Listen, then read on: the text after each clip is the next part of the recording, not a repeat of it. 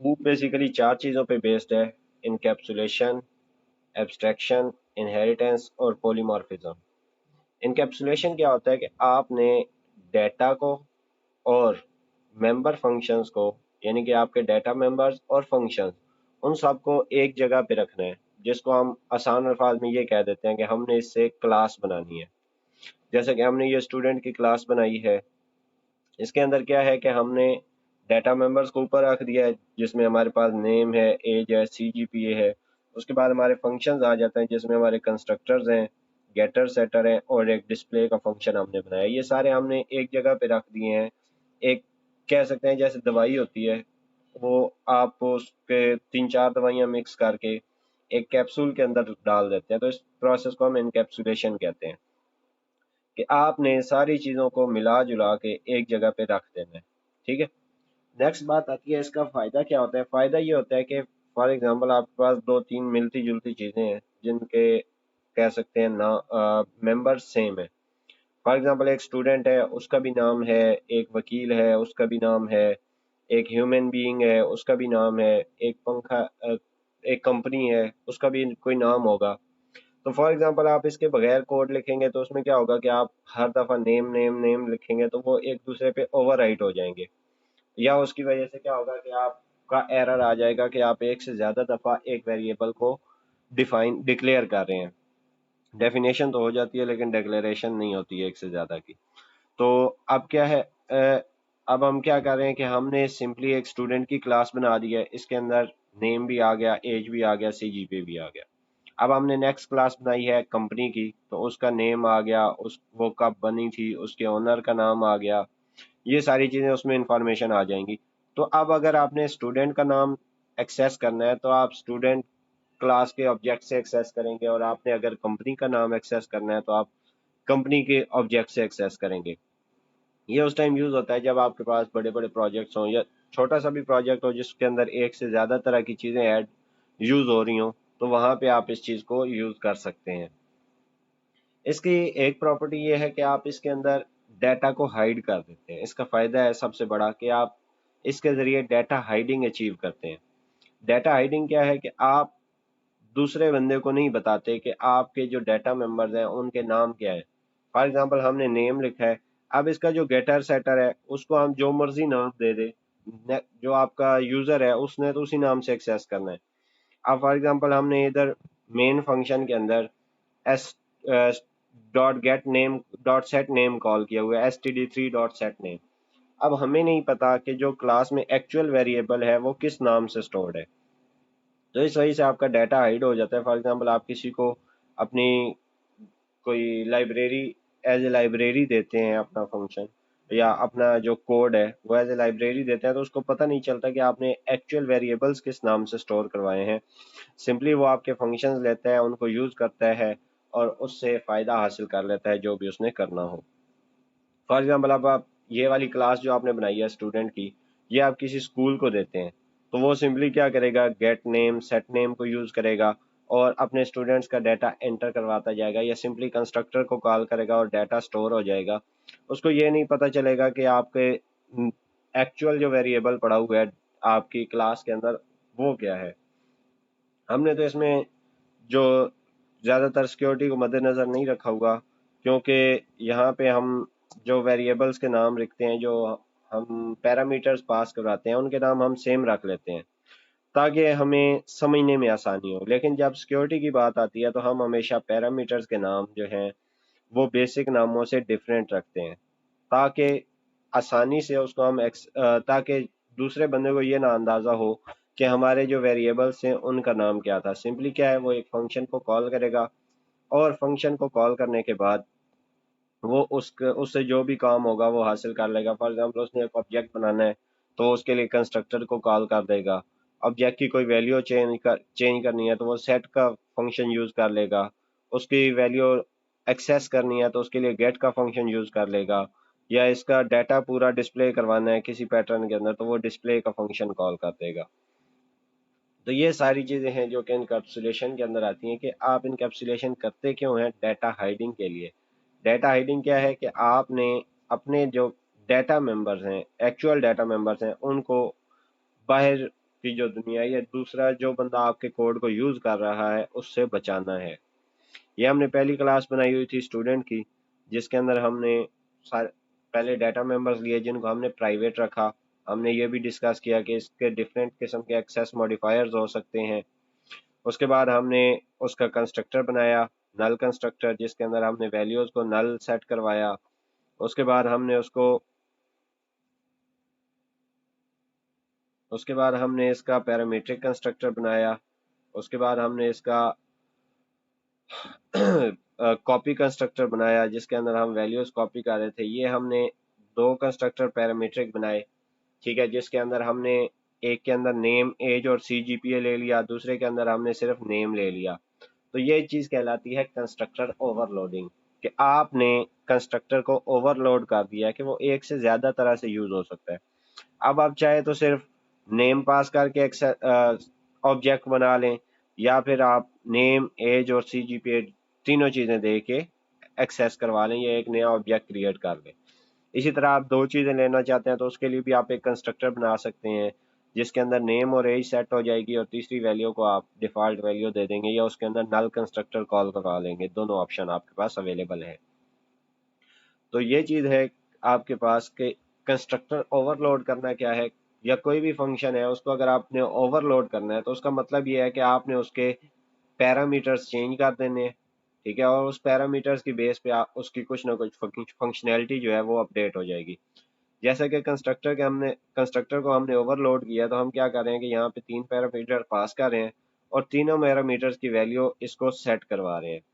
जबकि ये जो हमारे पास कंस्ट्रक्टर है, जिसके अंदर हमने सिर्फ एक डाटा मेंबर पास किया है, और उसके अंदर हमने क्या किया है कि सबसे पहले नल कंस्ट्रक्टर को कॉल किया। नल कंस्ट्रक्टर के जरिए क्या होगा, तीनों को ये वैल्यू सेट हो जाएंगी। नेम को खाली आ जाएगा, एम्प्टी स्ट्रिंग आ जाएगी, एज के अंदर 0 चला जाएगा, और CGP के अंदर 0 फ्लोटिंग पॉइंट का चला जाएगा।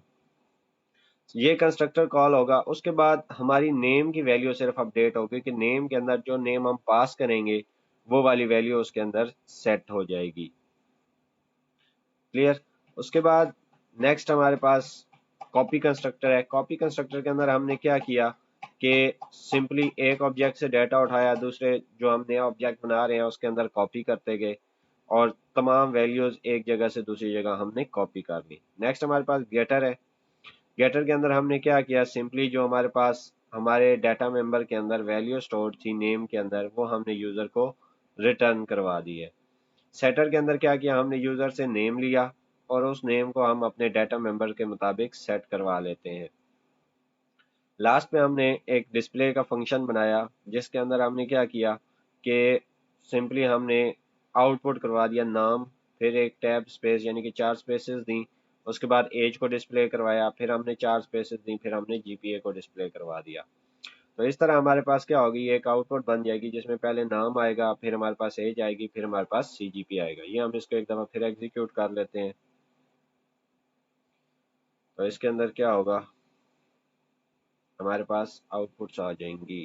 Line number 37।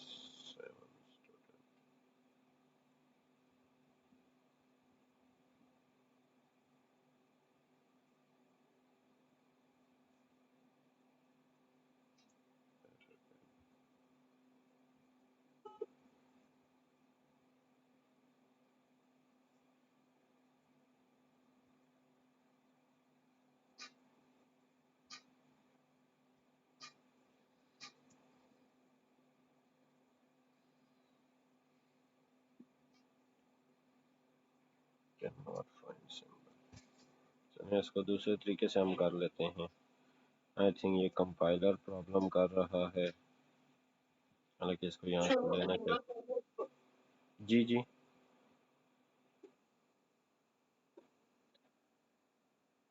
किसमें, व्हाट्सएप। चलो मैं देख लेता हूँ।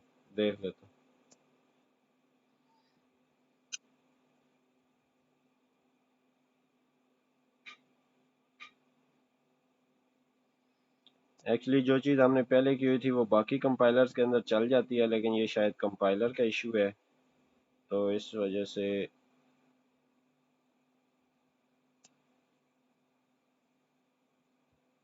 हम इसको डायरेक्टली यहाँ पे वैल्यूज असाइन कर देते हैं। उम्मीद है अब इसको चलना चाहिए।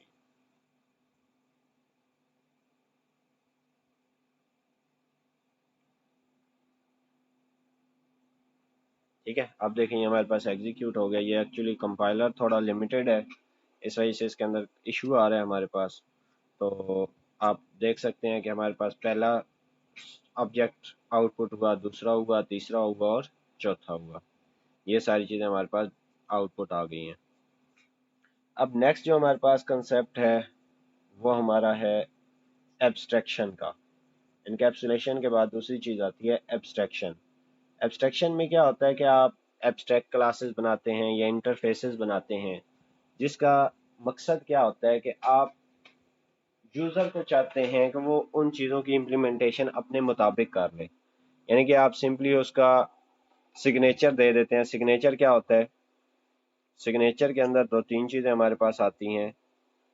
सिग्नेचर किसी भी फंक्शन का, आपने सी में भी पढ़ा होगा, उसके अंदर सिंपली ये चीज़ें आती हैं जो मैंने हाईलाइट कर दी हैं कि आपके पास उसका एक्सेस मॉडिफायर आ सकता है, उसके बाद उसका नाम आ सकता है और उसके पैरामीटर्स आ सकते हैं। आपके पास तीन चीज़ें आ सकती हैं। क्या क्या?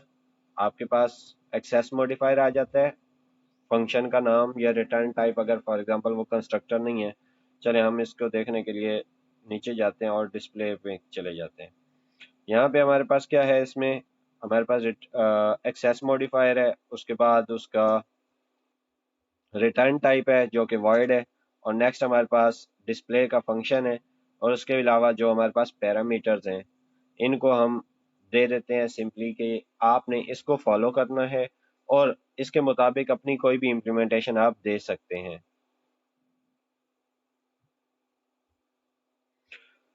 एक मिनट में जरा उनको देख लूँ क्या मसला आ रहा है।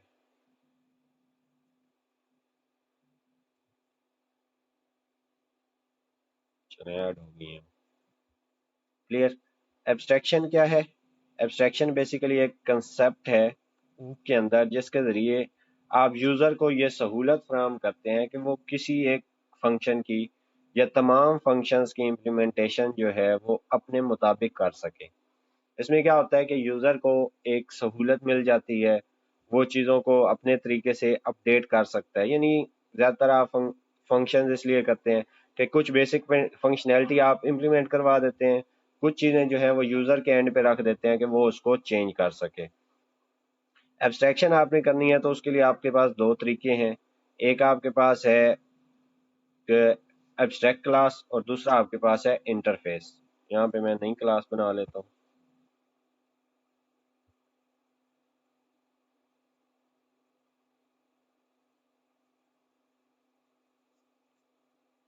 इसको हम कह देते हैं एब्स्ट्रैक्ट स्टूडेंट।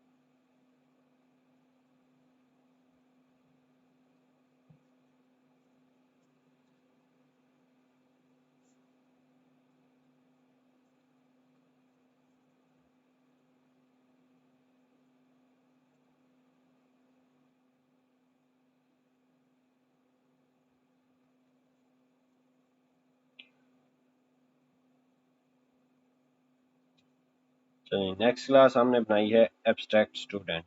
ठीक है, इसको हम क्या देते हैं? ये इसके अंदर ही हम एक सब क्लास बना लेते हैं, public abstract class new student. अब हमने इसके अंदर एक नेस्टेड क्लास बनाई है जिसको हम कह रहे हैं कि न्यू स्टूडेंट की क्लास है जो कि एब्स्ट्रैक्ट है। अब इसके अंदर क्या हो सकता है कि हम इसके अंदर एब्स्ट्रैक्ट डाटा मेंबर्स और फंक्शंस भी ले सकते हैं और नॉन एब्स्ट्रैक्ट भी ले सकते हैं। एब्स्ट्रैक्ट कौन से होते हैं? एब्स्ट्रैक्ट डाटा मेंबर्स और फंक्शंस वो होते हैं जिनको हम इम्प्लीमेंटेशन नहीं देते। एब्स्ट्रैक्ट जो आपके पास फंक्शंस हैं उनको हम इम्प्लीमेंटेशन नहीं देते, सिंपली उनका सिग्नेचर लिख देते हैं, नाम से पहले उसके एब्स्ट्रैक्ट लगा देते हैं। उसके इम्प्लीमेंटेशन के लिए हमें क्या करना पड़ता है कि हम सिंपली जो क्लास उसको एक्सटेंड कर रही होती है उस क्लास को उस क्लास के अंदर उस फंक्शन की इम्प्लीमेंटेशन दे देते हैं। अब यहाँ पे फॉर एग्जांपल ये क्लास एक्सटेंड कर रही है, एक्सटेंड्स न्यू,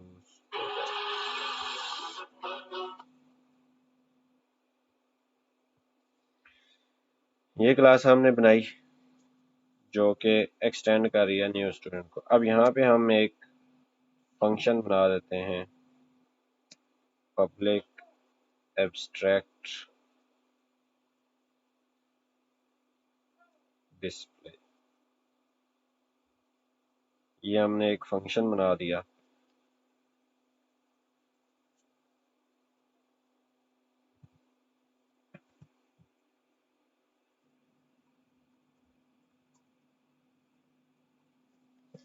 अब यहाँ पे हम क्या करते हैं, यहाँ पे इसकी इम्प्लीमेंटेशन देते हैं, सॉरी, रिटर्न टाइप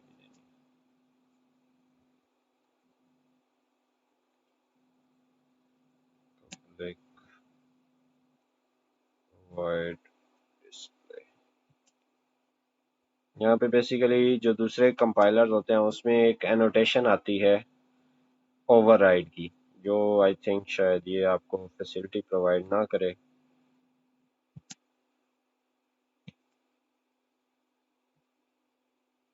यहाँ पे हम इसका कुछ डिस्प्ले करवा देते हैं, system dot out print L.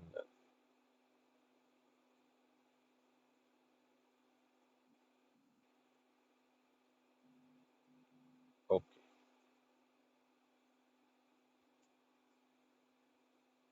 ठीक है, हमने इसके ज़रिए सिंपली क्या किया, इसको हम उठा के बाहर रखेंगे क्योंकि ये मेन फंक्शन के अंदर नहीं आना चाहिए, यहाँ पे बाहर आना चाहिए, पेस्ट। यहाँ पे हम अब इसका एक ऑब्जेक्ट बनाते हैं, abstract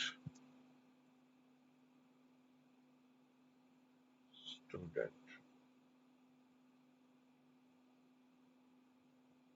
new student, sorry,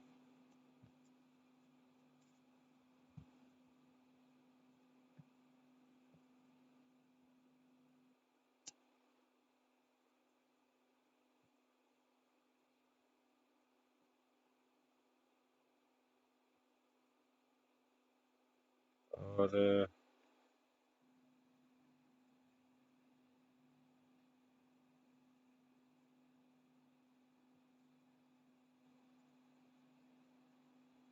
new std dot display.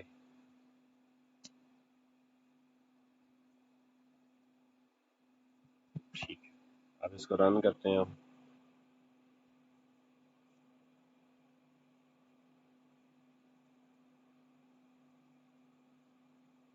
क्या एरर आया है? New student public abstract class new student expected this, sorry, ये क्लास है तो इसके,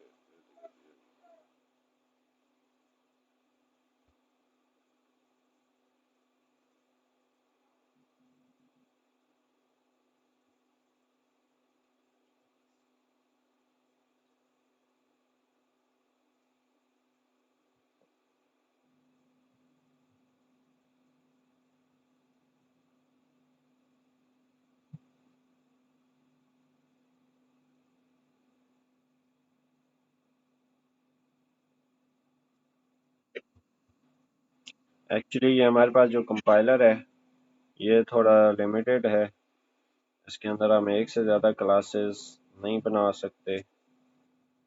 अब ये एरर देगा कि आपके पास जो क्लास है, class new student is public declared in a new file. Okay, इसको हम एक और काम कर सकते हैं, शायद ये हमारे पास काम कर जाए। इसको हम यहीं पे रखते हैं और इसको हम प्राइवेट कर देते हैं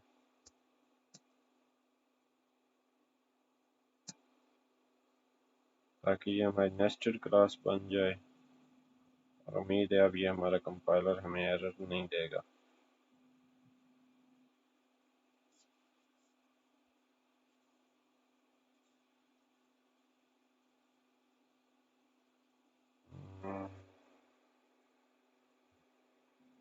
इसमें एनोटेशन भी काम नहीं करती।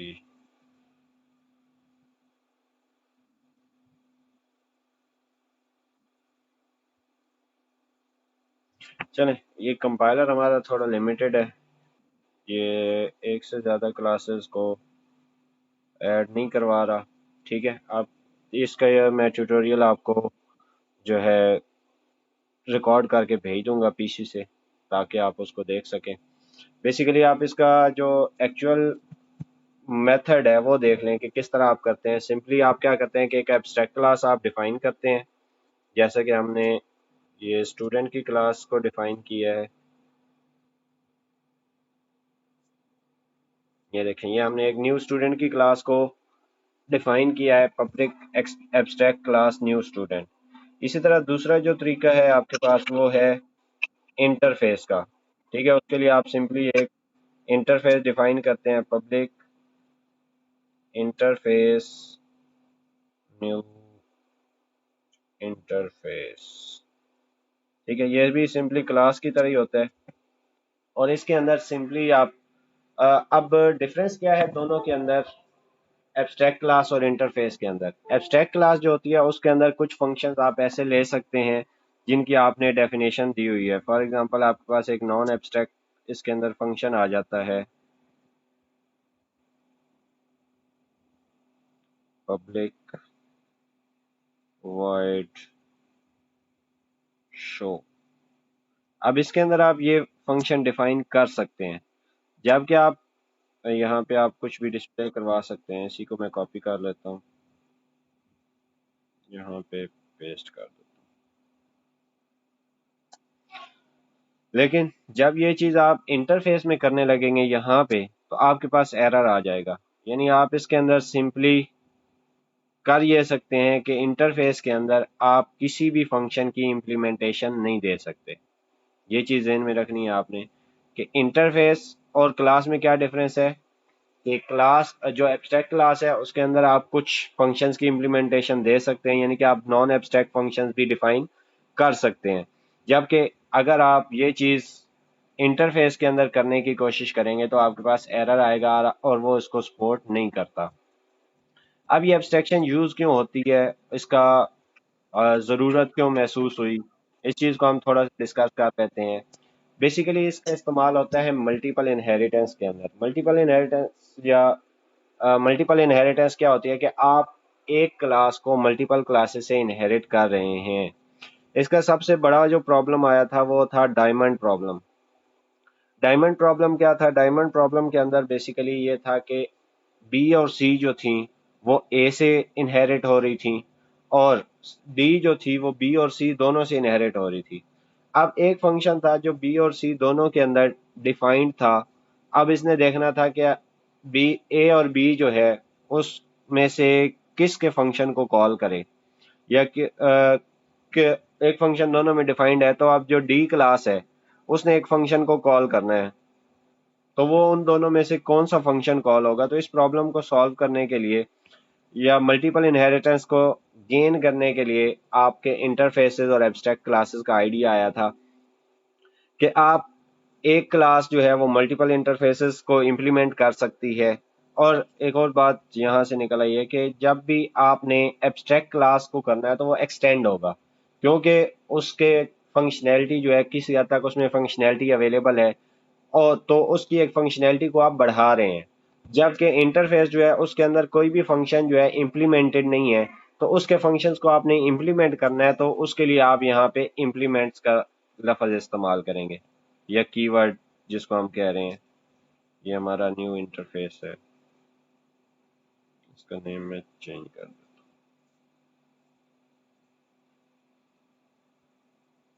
New interface. ठीक है। जब भी आपने कंक्रीट क्लास क्या होती है? जो नॉर्मल क्लास जैसे हमने पहले स्टूडेंट की क्लास बनाई है वो हमारे पास कंक्रीट क्लास है। दूसरी है एब्स्ट्रैक्ट क्लास है, उसको जब भी एक दूसरी क्लास के साथ आपने अटैच करना है तो वो हमेशा उसको एक्सटेंड करेगी कि ये उसकी फंक्शनैलिटी को बढ़ा रही है। जबकि जब इंटरफेस जब भी होगा तो इंटरफेस को इम्प्लीमेंट किया जाएगा, यानी उसके तमाम फंक्शन जो हैं वो आपने इम्प्लीमेंट करवाने हैं यूजर से। वो जितनी भी फंक्शनैलिटी है वो यूजर ऑटोमेटिकली उसको यूज करेगा या उसको डिफाइन करेगा, उसके बाद यूज करेगा कि उसके अंदर उसने अपने मुताबिक चेंजेस करने हैं। ये चीज जेन में आ गई। इसमें कोई क्वेश्चन है तो आप लोग पूछ सकते हैं एब्स्ट्रैक्शन में।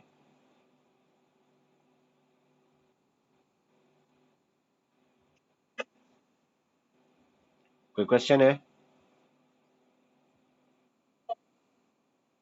एब्स्ट्रैक्शन समझ आ गया क्यों करते हैं? एब्स्ट्रैक्शन क्यों करते हैं?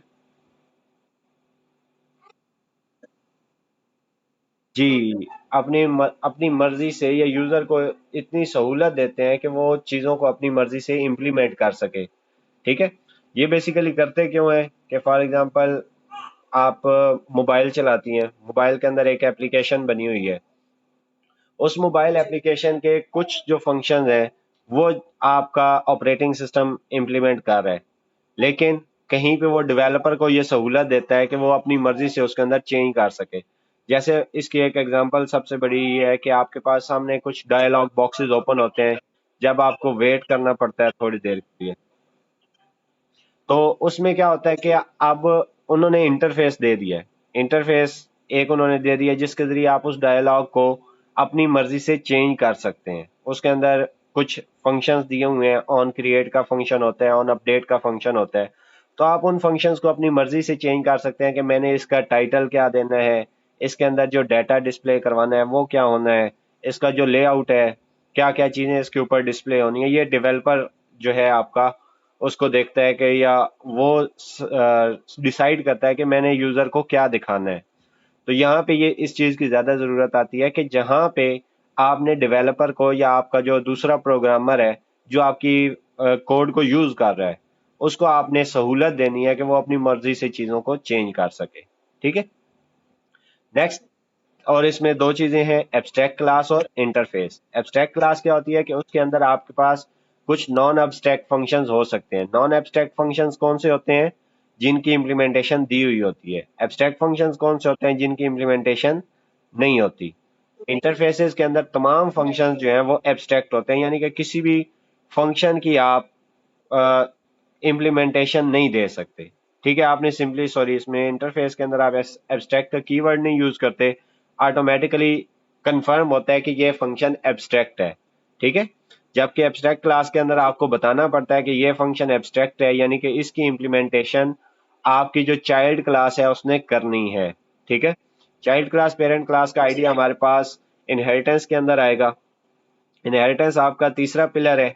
ठीक है। मजीद ज्यादा डिटेल में तो उसको हम नेक्स्ट क्लास में करेंगे। इस क्लास में मैं उसका एक समराइज कर देता हूँ कि बल्कि क्लास खत्म हो चुकी है, टाइम एंड।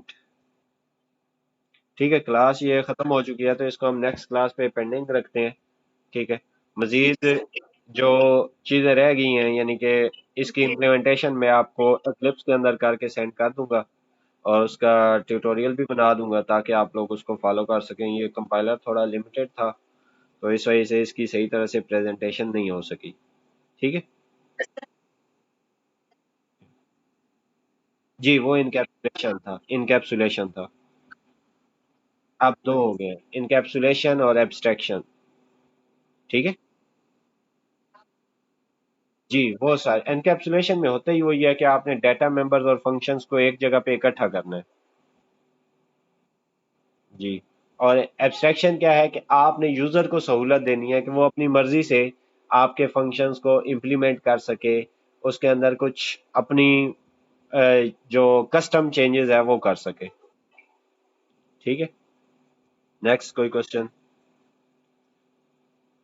इनहेरिटेंस में, इनहेरिटेंस का आइडिया भी ले लें क्योंकि अभी क्लास मेरे ख्याल में चल रही है, टाइम तो वैसे ख़त्म हो गया।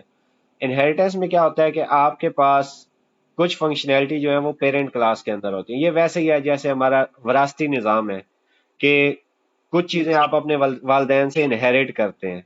उनमें फॉर एग्जांपल आपकी ज़मीन हो जाती है, ठीक है, आपके वालदैन का नाम हो जाता है कि ये फलां की औलाद है, तो कुछ खूबियाँ आपके अंदर आपके वालदैन से आ जाती हैं।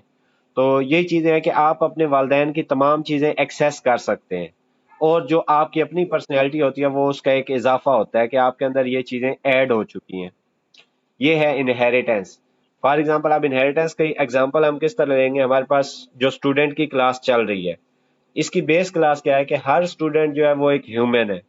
तो ह्यूमन क्या होगा? बेस क्लास होगी, और जो स्टूडेंट है वो उसकी चाइल्ड क्लास होगी। यानी ह्यूमन का भी नाम होता है, ह्यूमन का भी CNIC होता है, ह्यूमन की एज होती है, ह्यूमन का डेट ऑफ बर्थ होती है। ये सारी चीजें क्या है? ह्यूमन के तमाम ह्यूमन बीइंग्स में पाई जाती है। तो ये स्टूडेंट उनसे ह्यूमन की क्लास से इनहेरिट करेगा।